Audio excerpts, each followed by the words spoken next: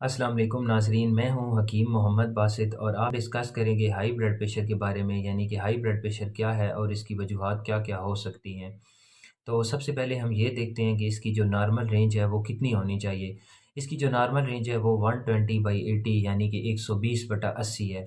اگر آپ کا بی پی اس رینج کو ایکسیڈ کرتا ہے، یعنی کہ اس سے زیادہ ہوتا ہے، جیسے کہ 140/100 ہو گیا یا 150/110 ہو گیا، تو اس کو ہم ہائی بلڈ پریشر کا نام دیتے ہیں۔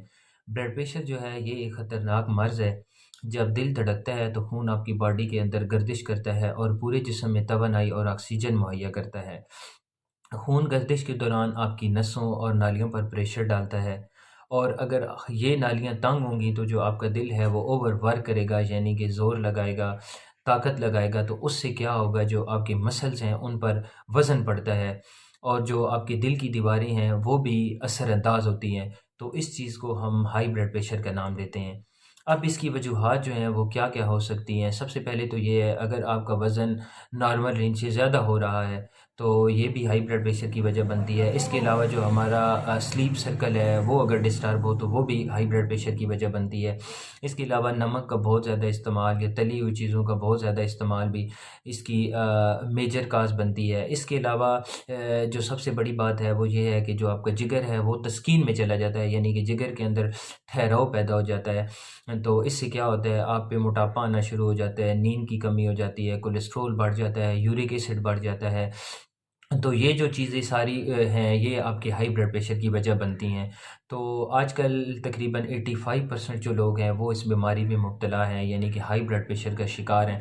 تو اس کے لیے آپ کوشش کریں، ایک تو پرہیز کریں، یعنی کہ تلی ہوئی جتنی بھی چیزیں ہیں وہ بند کریں، نمک کا استعمال کم سے کم کریں، اور کوشش کریں جو آپ کا کولیسٹرول ہے اس کو مینٹین رکھیں، یورک ایسڈ جو ہے اس کو مینٹین رکھیں۔ آپ کی باڈی کے اندر کولیسٹرول اور یورک ایسڈ کی زیادتی نہیں ہونی چاہیے، کیونکہ جو کولیسٹرول ہے اس سے کیا ہوتا ہے، آپ کی جو خون کی نالیاں ہیں وہ تنگ ہو جاتی ہیں، اور یہی جو ہے آپ کے بلڈ پریشر کی مین ریزن بنتی ہے۔ تو اس کے لیے سب سے بہترین ہے آپ اجوائن، پودینہ، سونف اور کا قہوہ استعمال کریں۔ جیسے آج کل سردیوں کا موسم ہے تو آپ ایک ایک پتی اس کی زعفران کی شامل کر لیں قہوے میں، تو اس کا قہوہ بنا کے پئیں۔ اس سے کیا ہوگا، جو آپ کا جگر ہے تو اس کے اندر تحریک پیدا ہوگی، یعنی کہ جو آپ کا جگر ہے وہ پراپر ورک کرنا شروع کر دے گا۔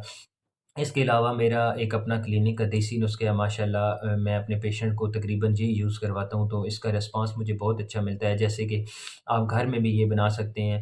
10 گرام آپ کالی مرچ لے لیں، اور 50 گرام آپ چھوٹی چندن لے لیں جس کو ہم اسرول بھی بولتے ہیں، اور 100 گرام آپ دھنیا لے لیں، تو اس کا آپ باریک صفوف بنا لیں، اور دو دو تین تین چٹکی جو ہے وہ آپ ڈیلی بیس پہ یوز کریں، تو یہ بلڈ پریشر کے لیے بہت اچھی چیز ہے۔